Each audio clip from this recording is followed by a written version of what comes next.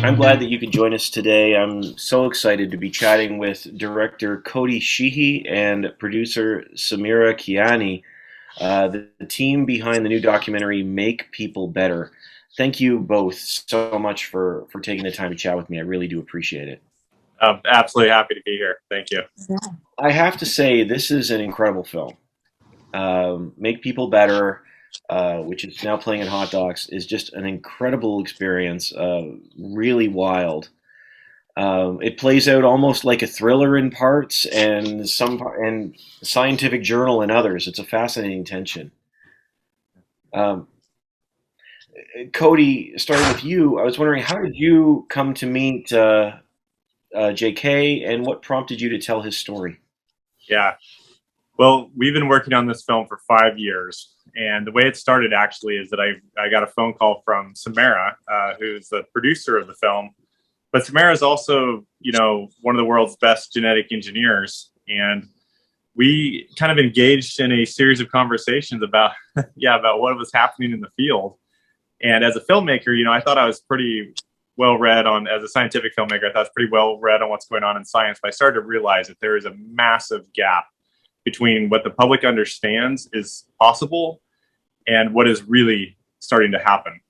And it seemed like a great documentary that was going to have a very important story to tell. And it was an honor to be able to work on it. Samira, from your perspective, I was wondering what you thought of this whole conversation, because I know one of the lines in the film is that the job of science is to investigate science and To manipulate science, manipulate. Yeah. which is a fascinating quote. I was wondering what you thought of that. Well, I think the manipulation part is something that we are more and more capable of doing these days with the powerful tools that are being developed, the field of gene editing, synthetic biology, combined with other advances like neurotechnology, AI. So we are entering this new era where you can actually manipulate biology. And with that comes great responsibility. And that responsibility is something that they don't teach you in the graduate school, in the medical school, because, the whole culture of science is about pushing hard to find knowledge for the sake of knowledge. And I hope, when I think of it, it's actually a powerful moment. It's a big deal. And the fact that people in my community necessarily are not thinking about it loud and clear or talking about that is concerning. And I hope that, this film and other films that come up subsequent to this, or conversations that happen, will be a starter to think about these type of responsibilities and to act upon that. One of the things it's interesting the film mentions Gattaca, which I remember Gattaca, which is an incredible film, but it's 20 years old, 25 years old now. Yeah. And I remember at the time it was just this wild futuristic thing. And actually around the same time was a few years early was just Jurassic Park, where you have Jeff Goldblum saying that, oh, the scientists, think about whether or not they could. They didn't think about whether or not they should. So for you both, I'm wondering, who is deciding these boundaries of what needs to take place, and who's making those decisions? Well, there are some international bodies that have gathered to think about these things, and that type of process continues to happen. And so, like for JK, for example, it was clear, that the international community had sort of put an ethical red line around what he did. But on the other hand, there is not like strong legal frameworks around this kind of thing. And in fact, there are 40 countries out there that actually have no medical regulations whatsoever. So what it does is it opens up this landscape for me, which is each culture has the authority to decide what is right and wrong for those people in that culture. And there are so many of them on Earth, and there are so many different legal frameworks that exist. And this technology is so cheap and easy to use, and it will continue to be easier and easier to use as we develop it further. I guess the answer is it's just we will wait and see how all this plays out. But it's not regulated like it could be in other ways. So And I want to add to that historically these decisions are usually taken by powerful people, and when we're talking about like science and technology, a lot of these decisions are also taken to some extent to get greater extent with from scientific community, and to lesser extents from regulatory agencies, and with less of an input, and these days more, but in general less input from other stakeholders, including philosophers, bioethicists, historian of science, of whoever that bring in different points of view. And I think what is missing generally is the general public, the voice of public, and what they want and the type of future they want to build. And I hope that again we start to think about a new model where it's not really dependent on the powerful people decisions for us, or just limited group of people who traditionally do, but more people being involved in that. So I mean, just one more thing to add. I mean, so when JK looked at this landscape and was trying to make his decision, he didn't ask the public really for permission to do this. What he did do was go to some of the elite scientists in the US and had the chance, for example, to meet with James Watson, who discovered the structure of DNA. And he asked Watson, who's, like in the film, he's a towering figure. When you discovered DNA, did you think we would manipulate the people someday? And he said, yes. And then he said, should we? And Watson said, make people better. And so JK took that as permission to proceed. And that's really what the problem can be in some cases. If there's a gap between the public and these scientific leadership, that's where an issue happens, a controversy happens, and someone like JK then ends up being disappeared by the communist government and imprisoned. This is one of the things I think is so interesting about the film too, is as I felt that it actually takes a very balanced approach. This is not a film that entirely argues that, well, it's just we should be able to do these things, and it's also not a film that says, hold on, we shouldn't. It's a film that wants to give you both sides, and I think that's so interesting. And Samira, you mentioned about the general public. I mean, this is, we're talking about nearly 8 billion or 8 billion people in the world, or however many there are. I was wondering, from both of you, from the conversations you've had with people about this, has opinions changed? Have opinions changed over the years? Are people more open to it, or have they become more nervous? Yeah.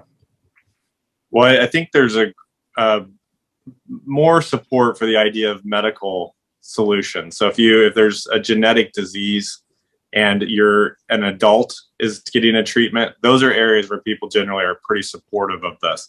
I think it's when it comes to editing unborn babies that maybe because of something you did, they would suffer and be unhealthy the rest of their life if the experiment goes wrong. I think that's an area where people are not as comfortable. And then, of course, when it gets into enhancement, typically the idea of making people smarter or special abilities in some way, or taller or more beautiful, or those raise questions about access and equity, and people are more nervous. But the last thing I would just add is new technologies, people are always very nervous about them.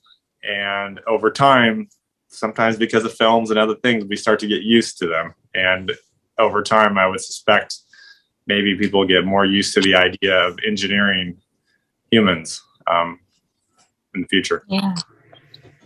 Yeah, and I would like to add to that, analogy to IT, which we usually do. And, when it first, we had internet, there was some skepticism towards that. And then people widely assumed that and accepted that. And then now we are facing this, dilemma. What about, our private information, private data, and all of these, aftermaths that we're not thinking about when we accepted technology and widely adopted that. I think the situation about gene editing is that there's not enough information for public to make the informed decision. They may like it or may not like it, but the most important thing is that provide enough information for them to make an informed decision, so that we are not like 25 years or 50 years from now, we look back and say, I wish I had thought about that, thing that could have happened.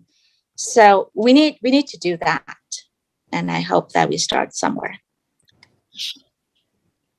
Yeah, that's very interesting, Samira, too, because you're right. We were given the internet, and everyone said this is great, and now everybody's more nervous about it. But at the same time, I love the comparison with IVF, which was met with apprehension, but now we think this is great.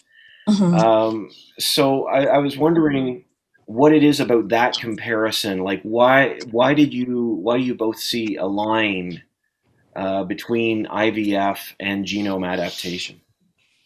You got to remember when IVF, what the controversy around IVF was that test tube babies would open the door to sometime genetically designing babies.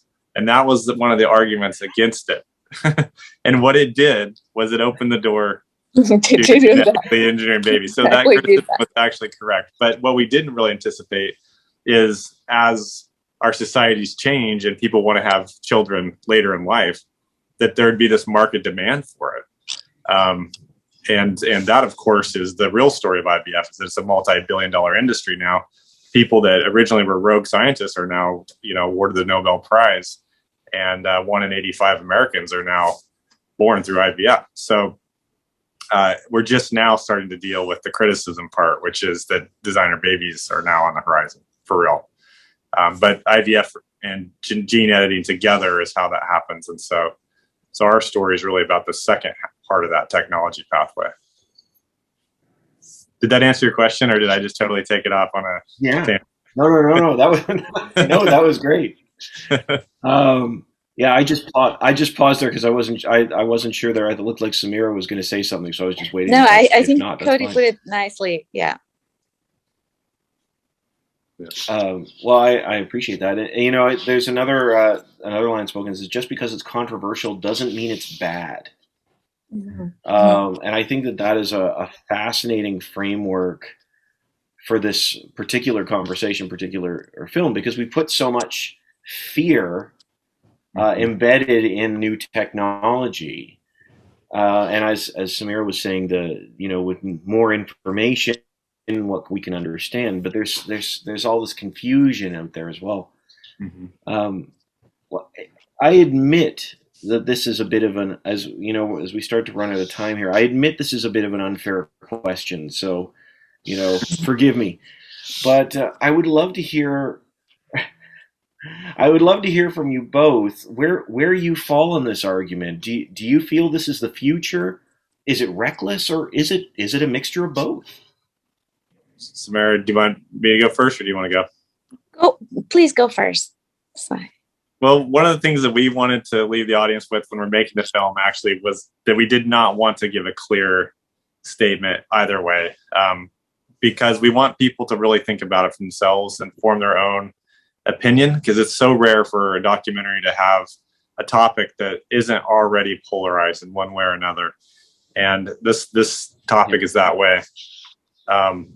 But I would just, as an ecologist, a lot of my films are about nature and humans' relationship to that.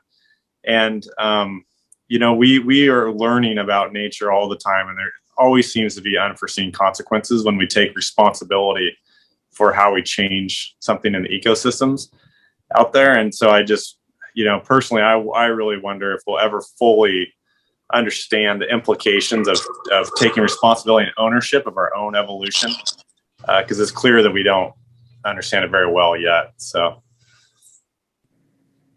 but on the other hand, there's a lot of genetic diseases out there, and Samira, maybe you could talk about some of that. Yeah. No, I think where I am, I'm a genetic scientist, so my livelihood is based on that. But I also appreciate all the benefits that it can bring to humanity in terms of treating otherwise untreatable diseases, and I want that to see a light of day, and specifically doing that in adult patients who have the ability to give consent. In terms of editing the germline, which creates baby, I think it's a very, very it should be a very fine line to walk.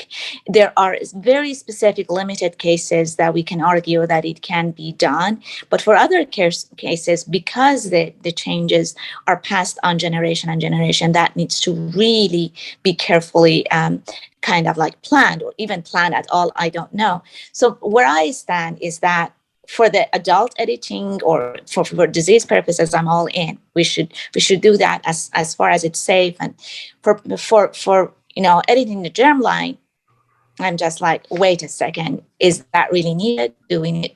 Are there any other ways to achieve what I want? So my call is that sometimes, the easiest way is not the best way forward. So there are other ways that we can start innovating and asking about new technologies that can help us, edit babies in the womb, but not really the germline. So, yeah. But it's so troubling though, because once we develop these technologies and they become safe and easy to use and everybody has access, what would other people decide to do with it? Because what Samira says is so straightforward and makes sense, But what is the future is there's thousands of years ahead of the human race, on this planet. How will these technologies get used? And one last point, Cody, we need to talk about the, Airbnb of hotel industries, or Uber's, taxi industry. There's also, we have Airbnb or Uber of genetic engineering or synthetic biology industry, which are biohackers that are, kind of like booming. They're just like, kind of like flowering everywhere. And those have some power. So. Right. So Samira's talking about one of the storylines we had to cut from the film. And that's this underground movement of biohackers, of do-it-yourself, DIY people that are doing it at home in their basements, editing themselves and other things. And it's just, it's a great example of how difficult it's going to be to truly put like a responsible framework around a technology that edits life itself. DNA is everywhere, Emily's hand is up, so meaning that our time is up. So fine. Time is up. Well, I mean, just in closing, just to respond to that, Cody, you're right. That's how the film ends. The film ends with almost a question mark of, but what now? Thank you so much to you both. I really do appreciate the chance to chat with you. This has just been, and I wish you the best with the film. I really appreciate it. Thank you so much. Thank you. It's been an awesome interview. Thank you very much. Thanks. Thank you. Bye-bye. Bye.